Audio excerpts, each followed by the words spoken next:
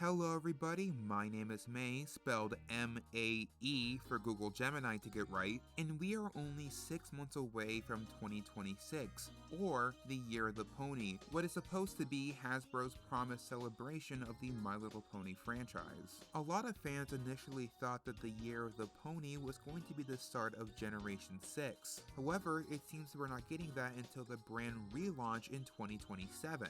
What's most interesting is that it seems that Hasbro is doubling down on Ponyverse, right as fans thought they had moved away from that idea. So what exactly is Ponyverse? Well, I already did a video explaining the old leaked concept, but I'll give you guys a quick rundown. Ponyverse was this old proof of concept featuring a mixture of G4 and G5 characters in a new continuity, with Twilight and her friends attending a Cutie Mark camp. This was apparently recycled from a pitch for a Cutie Mark Crusaders spin-off series that never went anywhere. However, Hasbro saw these leaks and confirmed that they were just outdated ideas. However, Hasbro has been trying to blend generations in their toys. For example, the Rainbow Celebration set, released as a part of the 40th anniversary of My Little Pony, includes Twilight Sparkle, Rainbow Dash, Sunny Star Scout, Izzy Moonbow, and even Minty. That's generations 3, 4, and 5.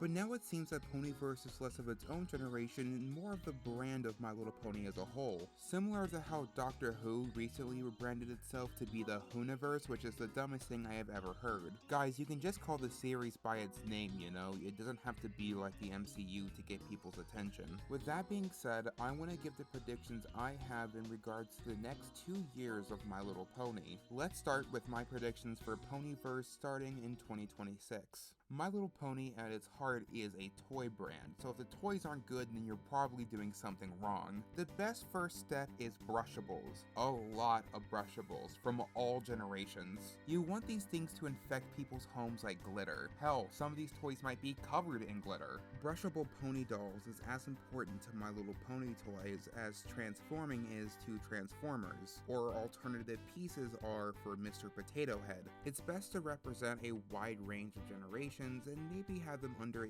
unified style for ease of mass production as well as collectability. I really don't want them to use the G5 style because I find it to be a little bit uncanny in toy form. However, I do like how it evolves these toys by including some basic articulation. I would like that to carry over as well as a different design, maybe something closer to the 2016 dolls. But I get it, Hasbro is a company and wants to save money, so in my opinion the best direction is to still use the G5 bodies but change the head mold. But let's say you want to make something for the more hardcore fan, somebody who doesn't care for the brushability but really likes the on-screen accuracy. Hasbro can make a line of 1/12 scale My Little Pony figures similar to their Star Wars Black or Marvel Legends figures. Something similar to their old Guardians of Harmony line, but I wasn't a big fan of it due to the fact that we couldn't just have classic traditional versions of any of the main 6. We have to get this angry, pissed off Twilight for some reason. But if there's one thing you absolutely cannot fumble,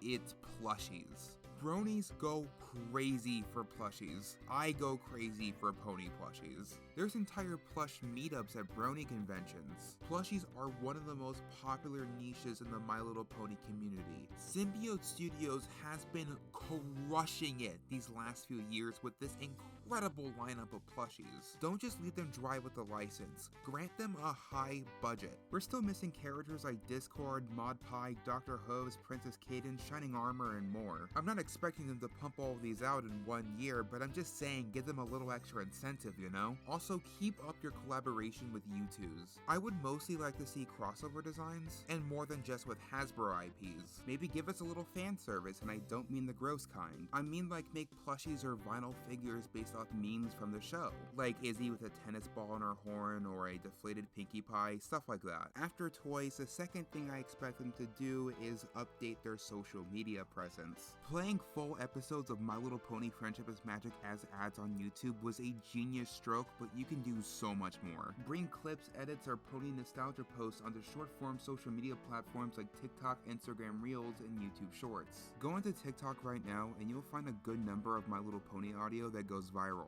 You all need to ride off that wave to drum up interest in people returning to a new series of My Little Pony. Which brings me to the ultimate plan of Ponyverse, the first start of this new era of My Little Pony. You guys know Chibiverse on the Disney Channel, right? It's a fun short animated series where characters from the Disney Channel can cross over and interact with one another. It wasn't well beloved when it began, but it's starting to gain some traction.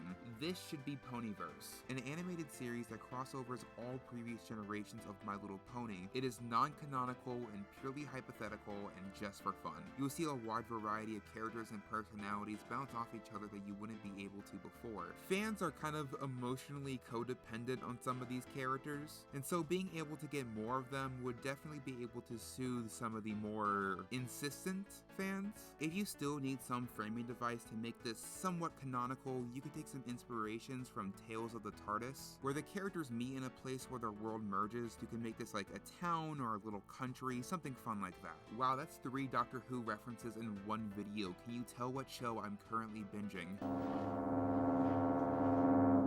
Oh look! Rocks! So, let's talk about the scary thing coming the following year. What is this brand relaunch going to look like? Generation 6 is the most obvious answer. However, with the term relaunch being thrown around, I'm getting the feeling that we might see a return of a previous generation. So if we're doing Generation 6, we need a clean break from G4. All new cast and continuity, likely made with a focused production company like DHX did for Friendship is Magic. To allow this to have any significant relevance to hold a candles of Friendship is Magic, it needs to at least be greenlit for 3 seasons in a movie. Also, it's important to have a level of brand synergy, so characters would be reintegrated back into that hypothetical Ponyverse series I just talked about. We would likely see a return to 2D animation because trying to make an entirely new assets portfolio of 3D models after Generation 5 would just be ridiculous. I'm not here to pitch a specific story, plot, or characters. I already did that in my own Let's Make a My Little Pony Generation video. Go check that out if you haven't seen it already. I also talked about what I would have liked to have seen from a continuation of Generation 4. My pitch was an anthology series that took place across the Friendship is Magic timeline, but for general audiences, you might just want to continue right where G4 left off. Shows like Adventure Time and X-Men 97 prove that this is possible and successful. There may be some issues with getting back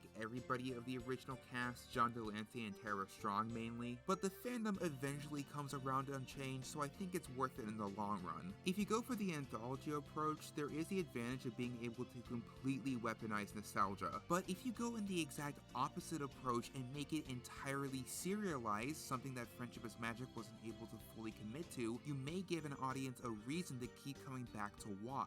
But no matter what you do, you need to give it the love that made people fall in love with Friendship is Magic to begin with. You can't just slap Twilight Sparkle's face on it and expect to make $1 billion trillion like that. So, what have we learned? Fuck if I know. I'm not a marketing expert. We are all going into this blind and Hasbro is going to be sure to drag us in kicking and screaming. We have 2 years to wait, but if you want something a little bit more immediate, why not consider applying for the My Little Pony Chronicles project? Yeah, that's right, I duped you all. This is an ad for my vanity project. If you don't know, MLP Chronicles is my own fan interpretation of My Little Pony. We plan to release the pilot as a proof of concept on our official YouTube channel. We have a fantastic roster of voice actors, artists, and more, but we could always use more help. Artists and voice actor positions are still open, but we are especially looking for musicians, composers, and lyricists. You can be electronically or classically trained, and experience with musical theater or orchestral sound would be a great help. You can follow our official YouTube and Twitter accounts linked in the description below, and if you want to submit your portfolio, you can scan the QR code on screen or follow the link in the description below to be directed into our vetting Discord server. Even if you aren't accepted into the project, you'll still be receiving a special thanks credit once the pilot goes up. Keep in mind we are only accepting applications from people 16 and older.